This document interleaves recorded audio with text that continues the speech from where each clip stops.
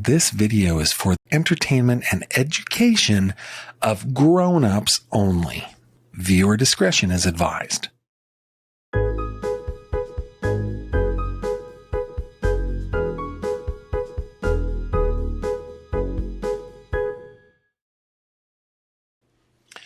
Well, hello there, my friend. Welcome back to ye old channel. My name is Gavin. Thank you very much for being here on this channel.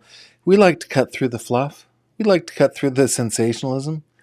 I think I need to stop saying cut through the fluff. That seems like a euphemism for something, right? Maybe let's just say we cut through the sensationalism of true crime. We get into the nitty-gritty. We get into case documents. We get into all the like just gritty details. That's what we love to do. Before we get into the case that we're talking about today, I just want to take a moment to think about Ellen Greenberg. Today would have been Ellen Greenberg's 42nd birthday. Instead, her remains lay in a grave in Harrisburg, Pennsylvania, after she was stabbed to death. Stabbed 20 times, 10 of which were to the back of her head and neck. And her parents have been on a holy war against the city of Philadelphia ever since. And I wanted to just commemorate her and think about her family on this day, which I'm sure is a difficult day.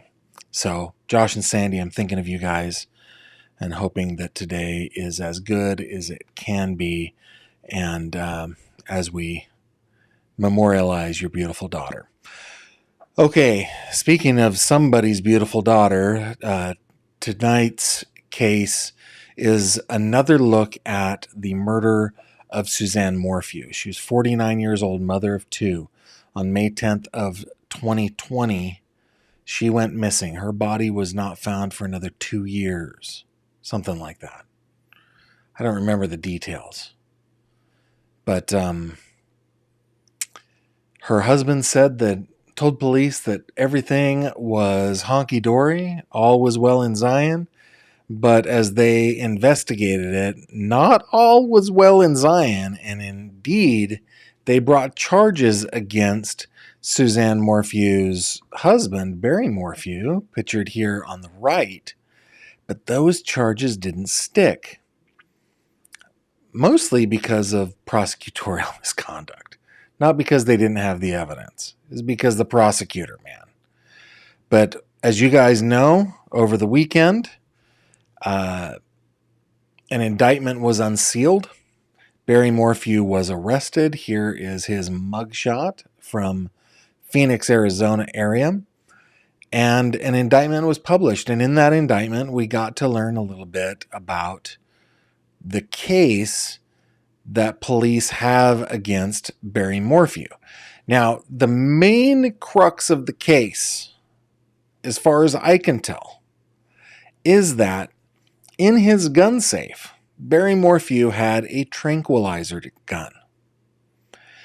And apparently, he also had the drugs and the darts that went in that tranquilizer gun, because back in Indiana, before they moved to Colorado, he was a deer farmer. And I believe it was a white-tailed deer farmer. And I don't know how much you guys know about this, but like white-tailed deer, their value is mostly in their in the sport of hunting them. So kind of what tends to happen is, and I'm not saying that he necessarily did this, but this happens in my area.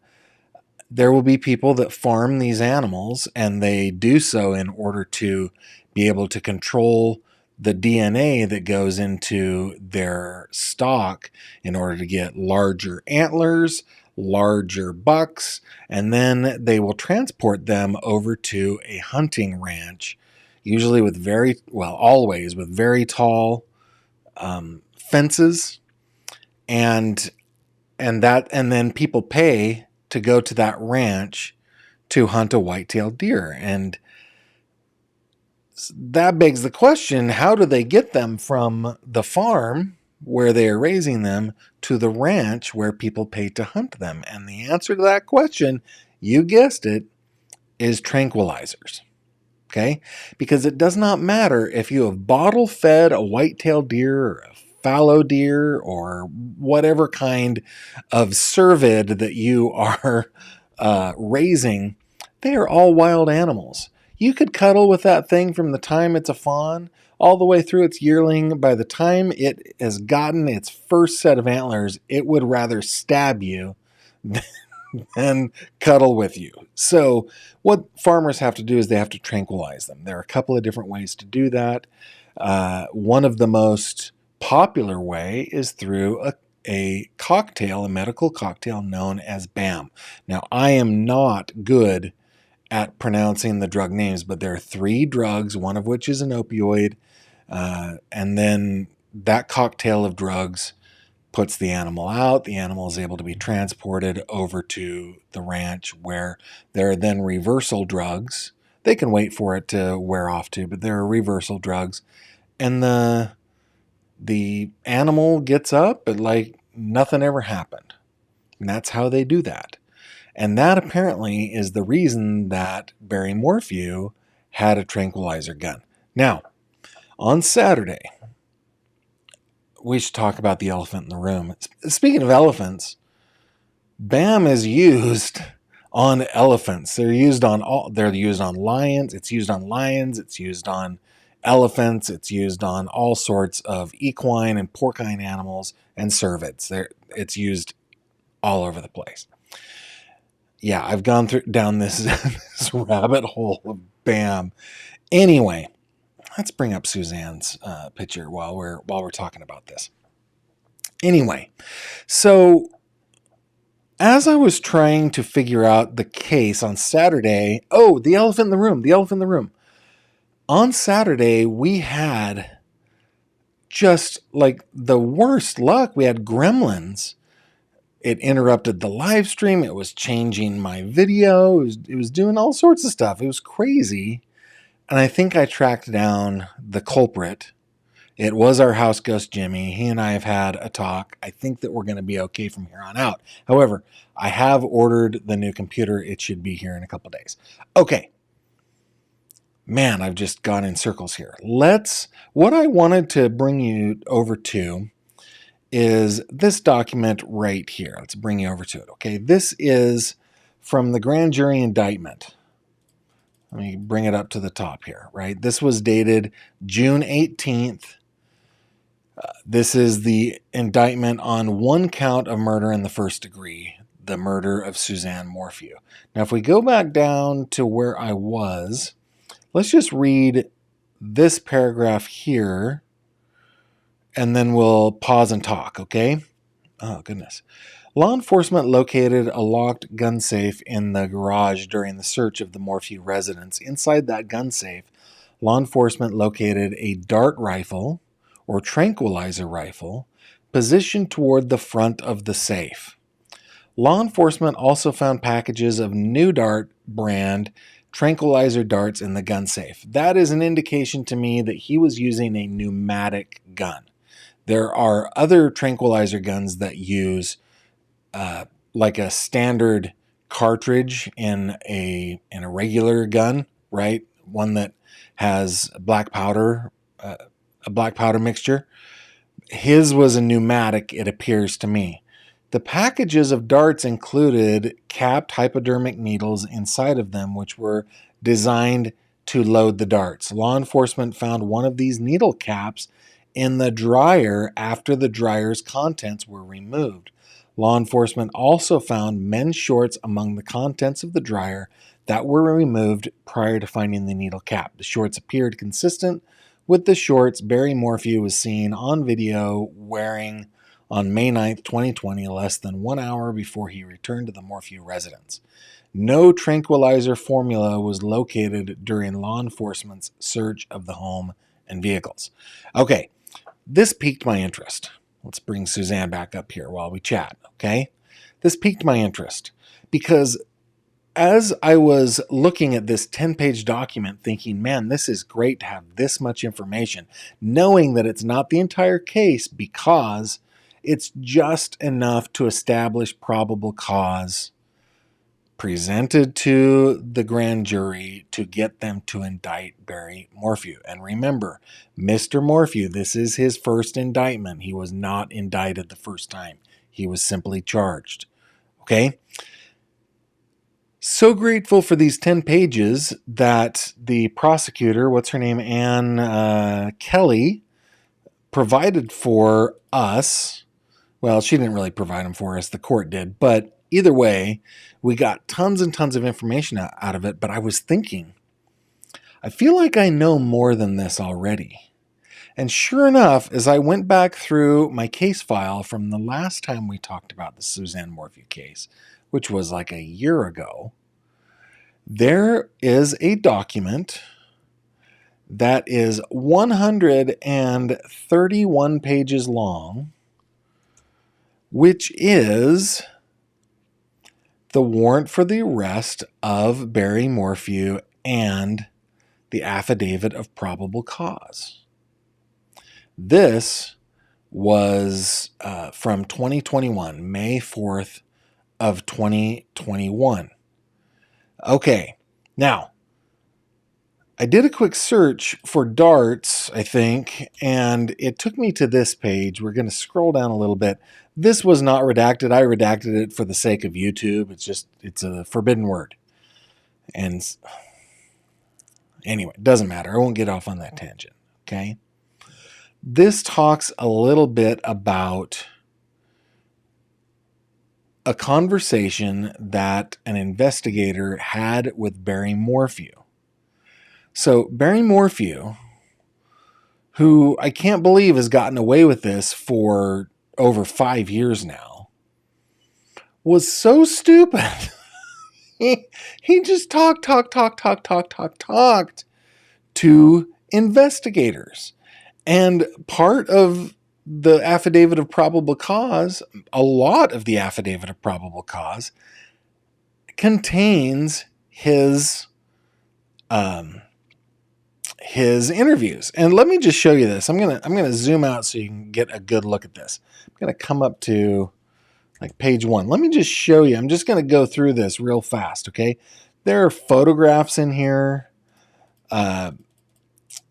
There are text messages, very, very personal text messages, all sorts of stuff in this document. There is so much stuff in here that it's amazing that they included it in the affidavit of probable cause. But just like look at how much stuff is in here. And the reason I'm bringing that up is that for my patrons, if you go over to Patreon about an hour ago, probably, I posted this up there so that you can download it. You can see the whole thing. Okay. All right. But there's just so much. We could do probably 20 videos just on this document, and the information contained in this document, I believe, is still germane to the case that they're bringing against Barry Morphew now. They just haven't released it as part of the indictment because why would they, right? Okay, so let's go. We're on page 121 for those following along, and we're going to read a little bit about this tranquilizer gun. Okay, talking about the tranquilizer, Barry was told by S.A. Harris about the needle sheath for the tranquilizer being found in the dryer. Again, that was referenced in the indictment. He said he had no idea how it got there, and it's got nothing to do with me. Barry added, I hate that because, it makes me look bad. Well, yeah, Barry, it makes you look bad, but not for the reasons you think, right? Or that you're trying to make us think. They are the reasons he probably thinks. S.A. Gruzing asked, I think that means special agent, asked Barry if he shot the tranquilizer gun on Saturday, May 9th, and he said absolutely not. Barry was told no tranquilizer like Bam was recovered at the house. He said he used BAM, Telazol, and xylazine as tranquilizers. When Barry was asked if he disposed of those, he stated, "I don't recall." Which is I think he must have been watching the old depositions of Bill Clinton on that one. That is the best defense on anything. I don't remember. Man, I don't remember that. Barry was asked what he used to reverse the tranquilizer effect, and he said tolazine. Barry said he brought the chemicals, which he knew to be controlled substances, from Indiana and kept them on his workbench. Barry said he kept the chemicals in vials and injected the chemicals into darts, not using a licensed vet for the process. When asked if he was able to do that all by himself, he said, "Yeah, absolutely." And by the way, he's not wrong on that. Okay, if a vet legally prescribed those to him, then he is authorized to administer those drugs. So that in and of itself is not a crime. Having those drugs, even using those drugs, is not a crime if they were prescribed to him. Now, you could split hairs and if they're expired or whatever, but anyway. Barry was asked the last time he used those chemicals, and he said around the end of April 2020. Special Agent Grusing asked if those chemicals could have been part of the workbench he cleaned off before he went to Broomfield, and he said, "Could have been." Now, there was something that I noticed in these pictures. I'm going to come back to 121. I have to remember where I saw it. Let me pull back here again. Let's see. No. Give me just 1 second. Let me see if I can find this, because I think this is pretty important. Was that it? No. There are pictures of him going into the hotel with shovels and bags. I think these are all pictures from his interviews. You give me just a second. Let me see if I can find this. Because I saw them. I just need to remember where I saw them.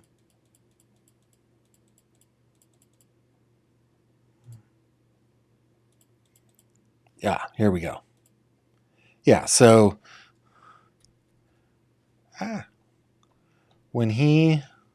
what just happened? Come on. What page was I on? Now I can't remember.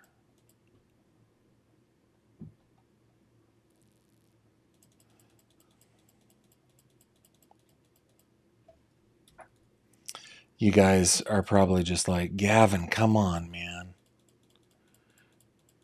I just wanted to zoom in on those. Yeah. Okay. Come on.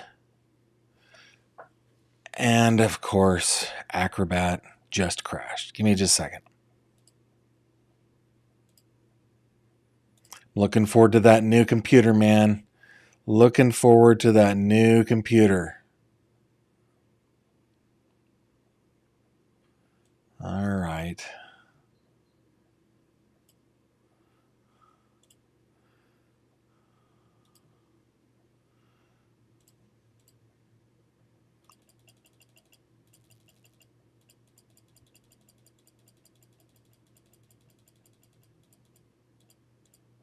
Okay.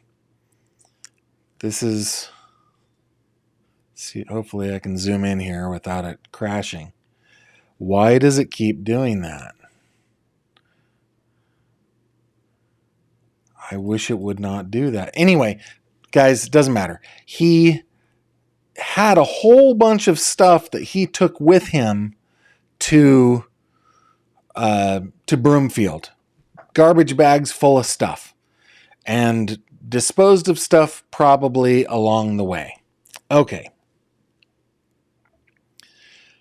Okay. Barry admitted to submitting a ballot on Suzanne's behalf for the presidential election, saying, "Yeah, because I wanted Trump to win. I don't want to get into politics." Let's see if there's anything else that I can find on the tranquilizer. Give me a second.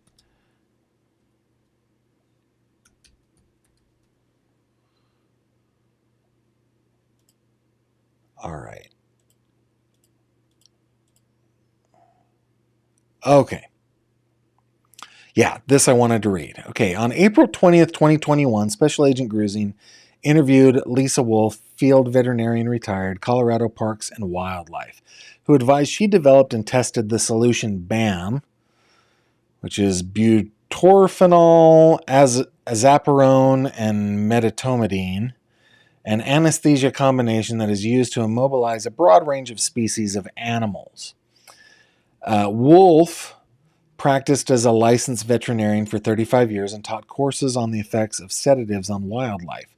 Wolf said BAM has not been tested on humans to her knowledge, but she predicts a tranquilizer dart would cause considerable hematoma to human skin because it was developed to pierce through deer hide.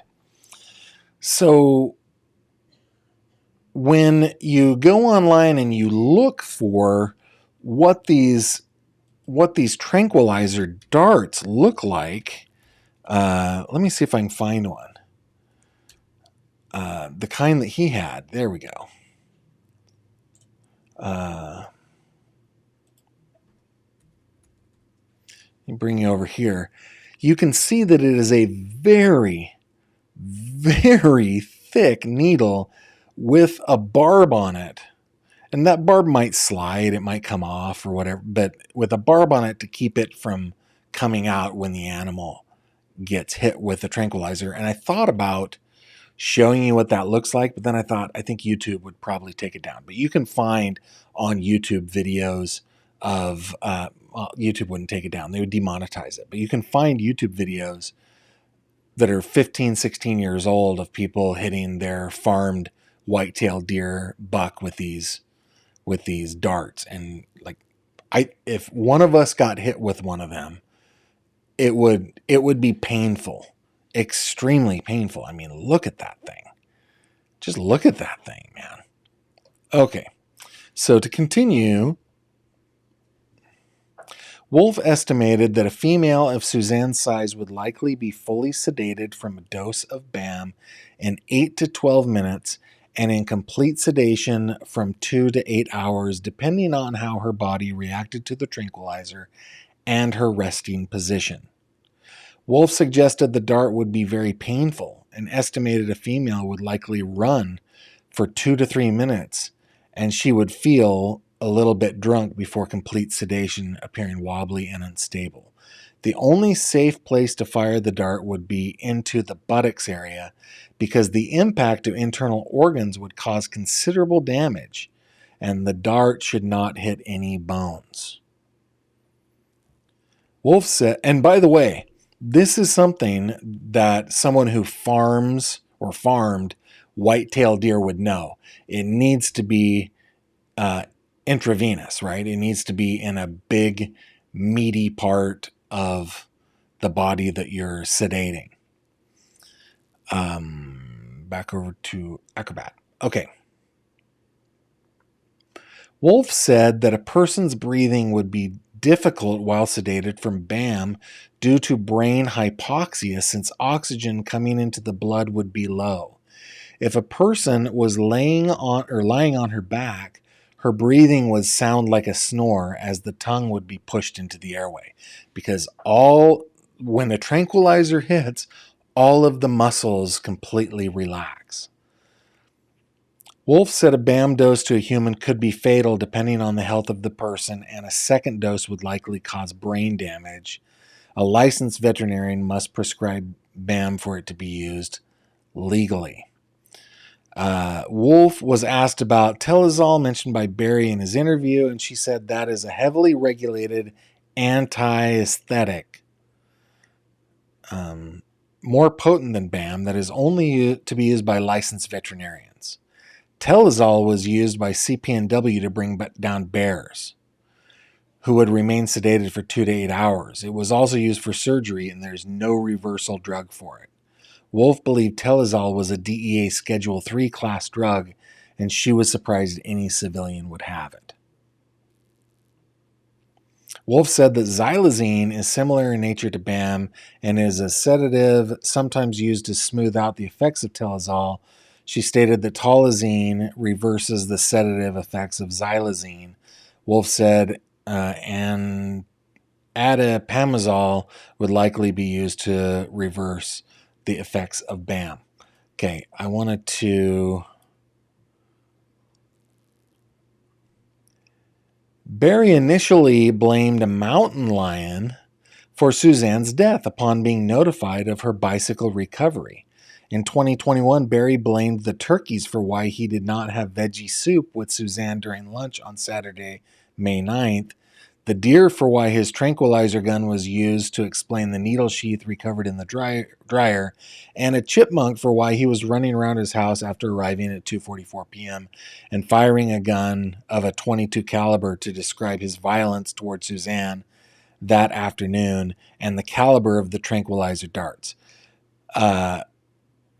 Okay, so the reason I brought that up is we haven't seen anywhere that, at least I don't remember it. I should say it that way. I should qualify it. I don't remember Suzanne Morphew having any indication that she was shot, at least that has been released to the public.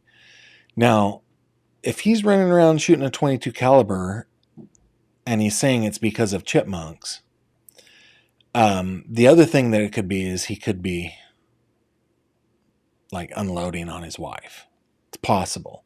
Now, we would only know if she were shot because it was just her bones that were found if there was a graze to the bone. Anyway, I think that's kind of what I wanted to show you guys today. There might be... Oh, Barry cannot provide a last sighting of Suzanne.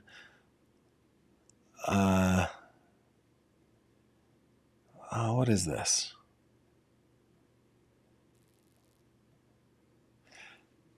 Only labored breathing similar to a snore, which is consistent with her being tranquilized. Barry describes her as being drunk that afternoon, which matches the effects of the tranquilizer after a few minutes. He says he is running around the house, most likely chasing Suzanne while she is conscious. Barry has admitted that he had taken Suzanne's phone from her at least twice in the past to try to monitor or control what she was doing. Should be showing you guys this. This is, again, controlling behavior. These are red flags, right? There's no phone activity for Suzanne, and then it goes into the stuff. That part where he described her as being drunk that afternoon, that's one of those things that I always bring up. Ben Franklin saying, I'm paraphrasing, of course, that often the greatest lie contains half truth, right? So he would drop in little bits of truth into his story in order to, I don't know, use them as maybe markers for his memory. I don't know. It's all super suspicious. I personally believe, guys, that they've got him on this one. They took it slow. They took it easy. They went to the grand jury. I think they've got a pretty darn good case against him. And yeah, I think it's going to stick. I think it's definitely going to stick. Now, let's see what you guys have to say, okay? Meredith, hello. Let me refresh this just a little bit, and we'll see what you guys are saying to me. Let's see. Mooney says Jimmy needs to put in a timeout. Mooney's got a mind of his own, man. Or Jimmy's got a mind of his own. He is a friendly house ghost, but he's a naughty house ghost for sure. Cyber Warrior Barry Morphew is a monster. Peppermint says, did you get another Mac Mini? If so, what are the benefits? Maybe you'll do a quick tech show one day. I see your gear in your bio. I did get another Mac Mini. This one is a 2025. So it's got, my old one has Intel Silicon, and it was the last version of the Intel Silicon before Apple introduced the M1. So the new one is the M4, I think. The M4 Pro chip is what I got, and it should take care of us for a couple of years at least. Let's see. I'm excited about that. Mooney says it's always fantastic when the courts can use the perp's words against them. Susan says the prosecution is lucky that this case is not in front of Judge Lama anymore. She holds grudges and has a very good memory. The prior prosecutor was disbarred due to this case. Indeed, she was disbarred. Pooh's Blustery Day. Gavin, would you mind explaining the difference between indicted and charged? I've never understood that. Sure, yeah. Okay. Ultimately, it becomes pretty much the same thing. And here's the deal. I'm not a lawyer. I'm not even close to, I've never even come close to going to law school. Like the thought of that is kind of laughable. So this is just a layperson's maybe understanding of it, right?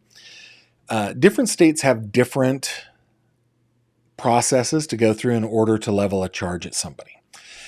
Some states you can charge prior to an indictment. But they require the indictment. Some states require an indictment before you can charge, and then other states don't require an indictment at all. The Commonwealth of Pennsylvania does not indict. So here is the difference, okay?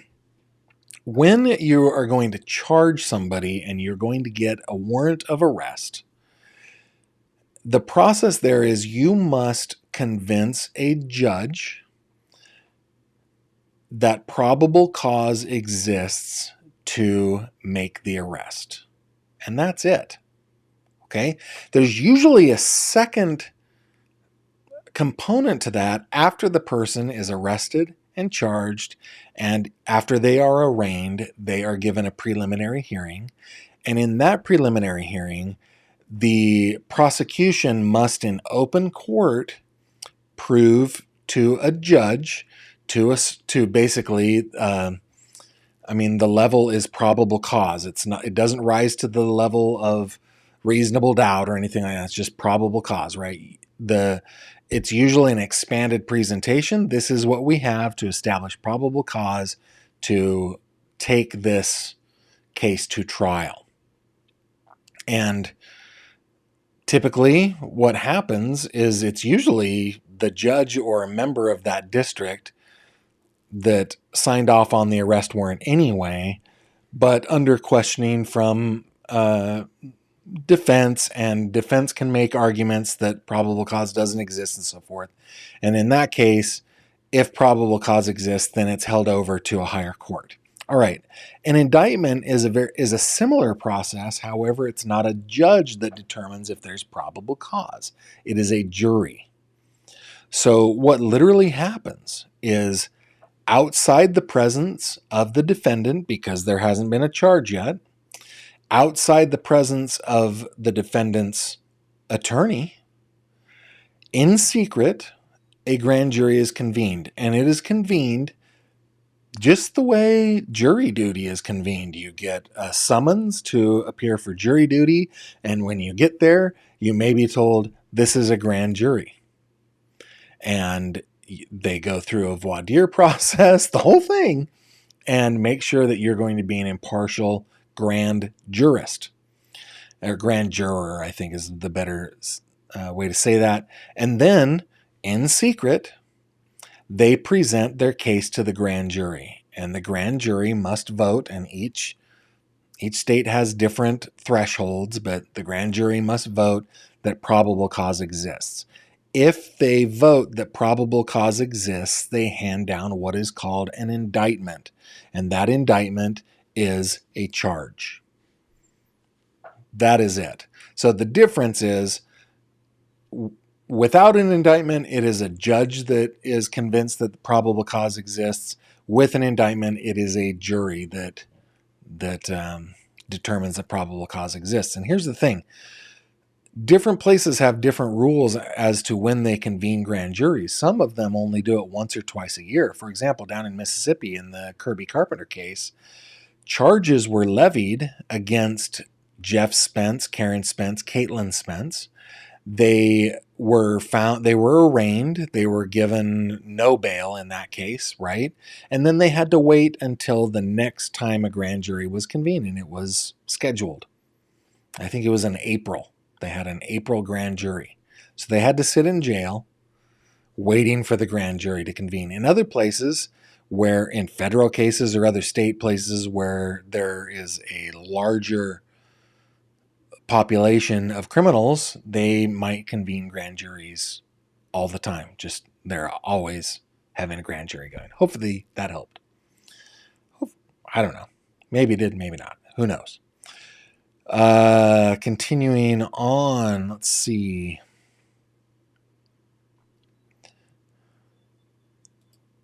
Pooh's Blustery Day says it would be awesome for you to collab with Linda at It's a Crime. She knows this case inside and out and is uber cool. All right. Susan says Barry expects us to believe that Suzanne helped herself to the BAM. I don't think so. Now remember that cocktail does not sedate you if you were like to drink it, if you were to accidentally ingest it, if you were to get it on your skin. That doesn't do it. It must be intramuscular or intravenous. So, yeah, pretty interesting. Didn't they find a dart near her body? I don't remember if that is a detail that they found. I mean, they found darts. What they found, at least, I'll need to like read this whole 131 pages again. It's been a year since I have. But in the indictment, they talked about how they did an autopsy. It would have been an anthropological autopsy. They took samples of her blood marrow or her bone marrow. Bone marrow, for you guys, I mean, basically what it does is produce blood cells for us. So blood travels into our bones through veins or arteries or however that works, and then back out, right? I mean, I never thought of that before, but that's what happens. Bones are porous, veins and arteries go in. Anyway, so they tested the bone marrow, and that is where they found metabolites. Well, they found BAM and they found metabolites as well.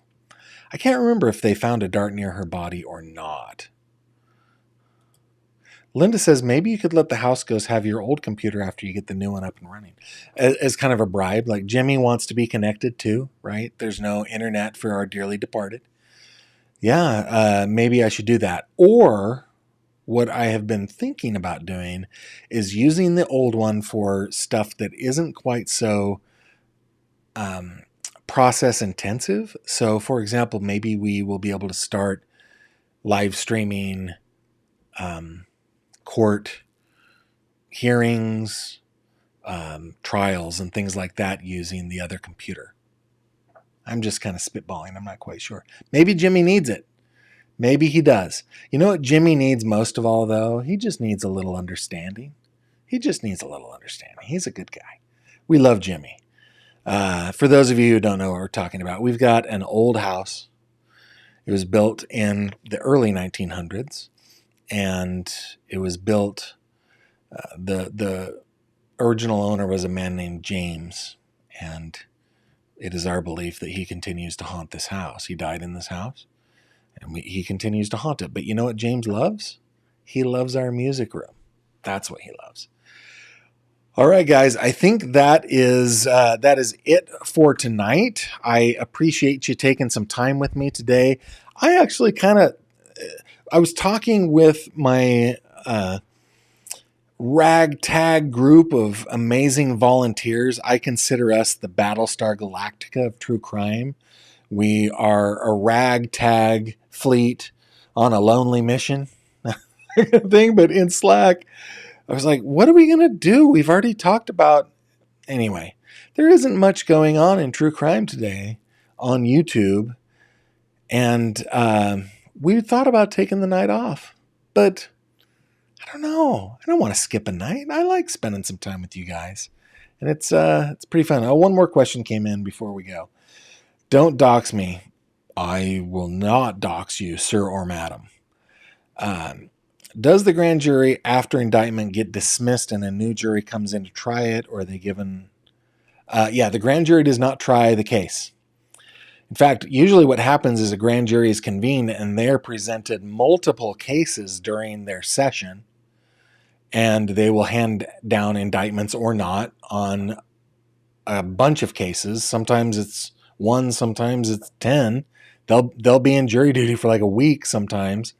And then once they've handed down all their indictments, the jury is dismissed. They're done with jury duty for 3 years, and off they go on their merry. So no, the grand jury does not sit as a jury on the case when it gets to trial. It's a good question. Good question. All right, guys, thanks for joining me. We will be back tomorrow night, 7:30 p.m. Eastern, right here on this here YouTube channel. Before we go, let me just do my obligatory self-promotion. Remember that you can always go to my website, gavinfish.com. There's always a link down below. At least I think there is. There's a link down below. If you ever need to reach out to me, you can click on this little envelope. That will open up a contact me form. I do receive all of these. I do read all of these. I do not respond to all of these. I just get too many of them. But you can reach out to me there, especially if you have a case you want me to look at, or if you have a tip or anything like that that you want me to consider. On Facebook, if you click on this little fishy there, that will take you to the fish tank, where over 4,700 of us now are hanging out on, happy birthday, Ellen, are hanging out on Facebook. So if that is your deal, you have an open invitation. Come join us, okay? And then one last thing, guys. If you click on support me, I know a lot of you are new here. Click on support me. There are a lot of different ways to support me, like buying merch, for example, but I want you to scroll down to the bottom. I want you to take care of Autumn. She is our lead moderator. She does all the work around here, and I'm really grateful to her, so I really hope that you guys will support her. With that, I shall bid you adieu for the evening. I will see you tomorrow night. Until then, take care of yourselves. Good night. Thank you very much for watching this video. If you liked what you saw, please consider subscribing. And if you have any questions or comments, please leave them below.